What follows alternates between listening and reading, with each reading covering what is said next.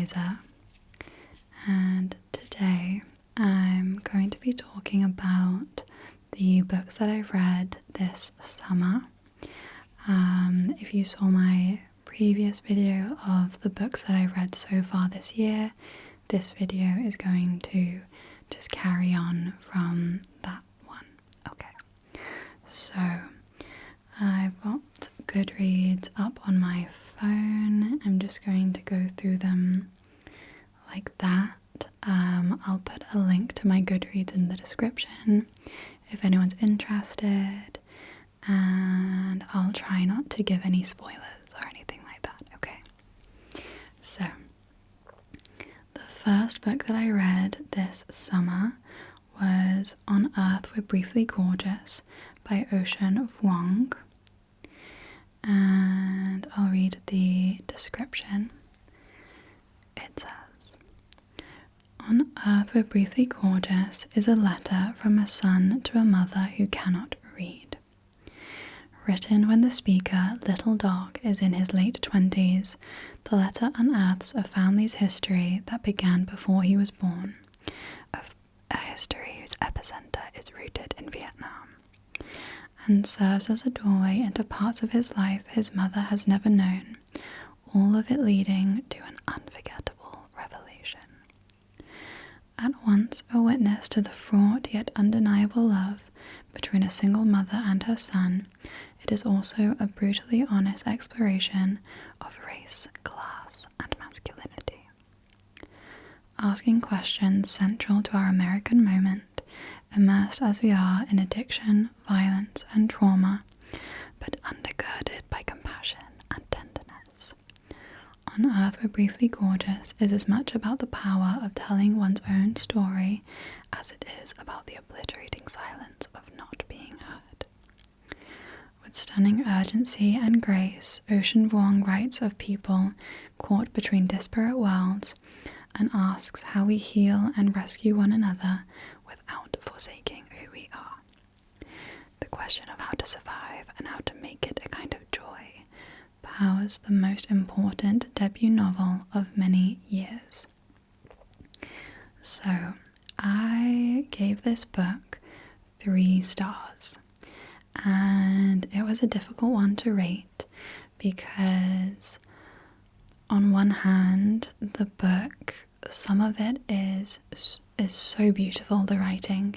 It's written like prose almost, and the author is a poet, and it's very poetic. And some of the pages are like laid out like poems almost. And it did have a really big impact on me. I found this book so sad, like really heart-wrenching, and I cried about it, and it stuck with me for a long time. That being said, I hated reading this book. I found this book so difficult to read. It was such a chore. I read it for book club with Veda, ASMR Veda, and she didn't finish the book, and I wouldn't have finished the book if it weren't for book club. So it was a difficult one for me to rate. I'm going to read one of these reviews because I feel like it sums it up quite well. It says, so you go to a high-end restaurant with an elaborate tasting menu. You are served dishes with fancy names that also involve sublimated beetroot gel and deconstructed potato foam. And though the experience is unique and artisanal, you go home feeling unsatiated. My experience with this novel in a nutshell. So I agree with that a lot. Although some of the writing was really beautiful, some of it felt kind of like just being complicated for the sake of it. I think this is the kind of book that you would study in school and absolutely hate. So overall, I didn't enjoy reading it, but I'm glad that I read it, if that makes sense. And I know that lots of people really love this book, and so this is just my opinion. If you're curious about it, definitely it's worth giving a go, but it wasn't for me. The next book that I read was Daisy Jones and the Six by Taylor Jenkins Reid. And it says, Daisy is a girl coming of age in LA in the late 60s, sneaking into clubs on the Sunset Strip, sleeping with rock stars, and dreaming of singing at the Whiskey A Go-Go. The sex and drugs are thrilling, but it's the rock and roll that she loves the most. By the time she's 20, her voice is getting noticed, and she has the kind of heedless beauty that makes people do crazy things. Also getting noticed is The Six, a band led by the brooding Billy Dunn. On the eve of their first tour, his girlfriend Camilla finds out she's pregnant, and with the pressure of impending fatherhood and fame, Billy goes a little wild on the road.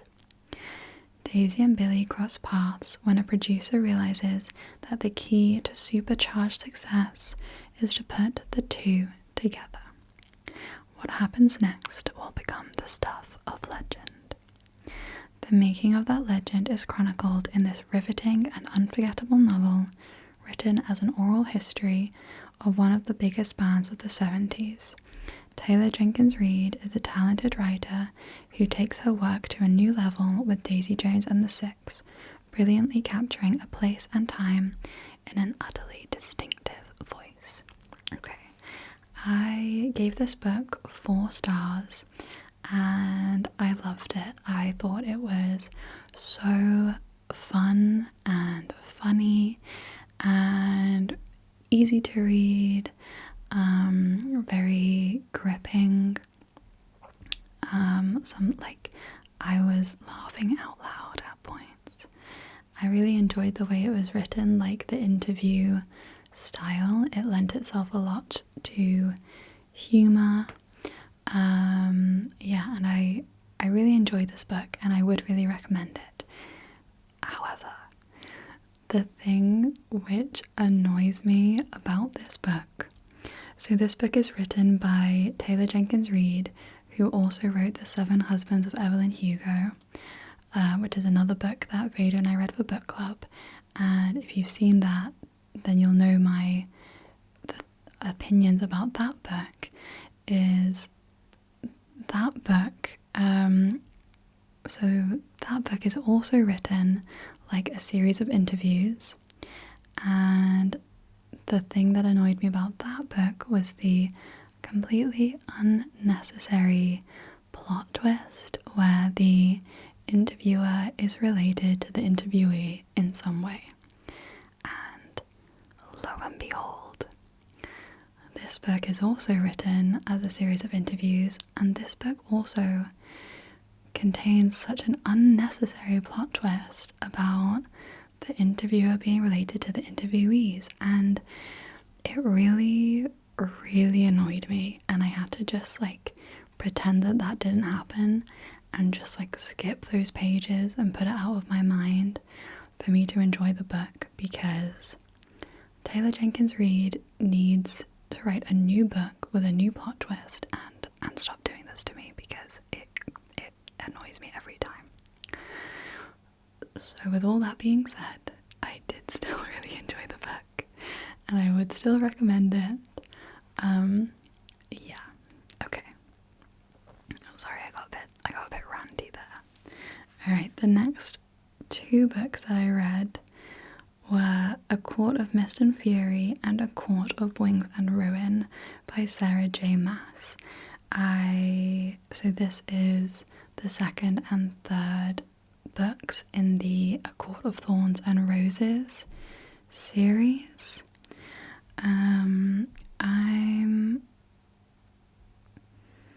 I'm gonna read the description for The Court of Mist and Fury, but not the description for the Wings and Ruin, because I don't want to give too many spoilers. Okay, if you haven't read the whole series yet. So, For A Court of Mist and Fury, it says, the seductive and stunning #1 New York Times best-selling sequel to Sarah J. Maas's spellbinding A Court of Thorns and Roses. Feyre has undergone more trials than one woman can carry in her heart, though she's now been... Oh, I'm going to skip this bit because this is a big spoiler.